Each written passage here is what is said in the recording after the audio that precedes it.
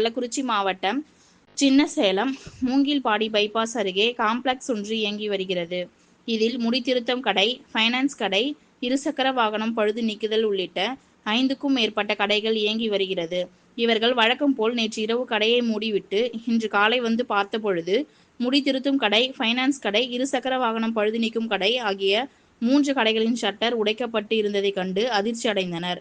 பின்னர் இது குறித்து சின்னசேலம் போலீசாருக்கு தகவல் கொடுக்கப்பட்டு சம்பவ இடத்திற்கு வந்த விசாரணை மேற்கொண்டதில் முடிதிருத்தும் கடையில் 5,000 ரூபாயும், பைனான்ஸ் கடையில் 40,000 ரூபாயும், 2 வீலர் மெக்கானிக் ஷாப்பில் 27,000 ரூபாயும் பணம் திருடு போய் உள்ளதாக தெரிகிறது. மேலும் கைரேகை நிபுணர் உதவியுடன் குற்றவாளியை தேடும் பணியில் போலீசார் தீவிரமாக ஈடுபட்டு வருகின்றனர். மேலும் இரவு நேரத்தில் அடுத்தடுத்து 3 கடைகளை உடைத்து பணம் திருடு போனது அப்பகுதி மக்களிடையே அதிர்ச்சியை ஏற்படுத்தி உள்ளது. மேலும் சின்னசேலம் பகுதியில் கொள்ளை, திருட்டு, செயின் பறிப்பு, ஆடு திருட்டு என அடுத்தடுத்து சம்பவம் அதிகரித்து வருவதால் சின்னசேலம் பகுதி மக்களிடையே பெரும் அச்சத்தை ஏற்படுத்தி வருகிறது. ரெட் நியூஸ் தமிழ் செய்திக்காக கள்ளக்குறிச்சி மாவட்ட செய்தியாளர் முத்துக்குமரன். செய்திகளை உடனுக்குடன் தெரிந்து கொள்ள ரெட் நியூஸ் சேனலை சப்ஸ்கிரைப் செய்ய